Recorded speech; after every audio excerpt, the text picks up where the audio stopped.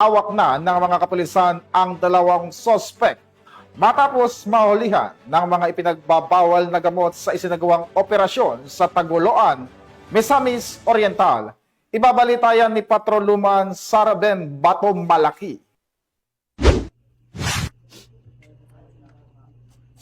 Arestado ang tatlong individual na drug suspects sa isinagawang buy-bust operation ng mga operatiba ng Taguluan MPS sa Barangay Santa Cruz, Taguluan, Misamis Oriental. Kinilala ng Police Major Enrique Francisco Dungog, hipen ng Taguluan Municipal Police Station ang mga suspect na si alias Jason, lalaki 25 taong gulang, at alias Kent, 23 taong gulang, alias Dodong, isang minor de edad, at mga residente ng nasabing lugar.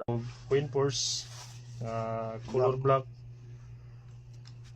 na-recovered from siya.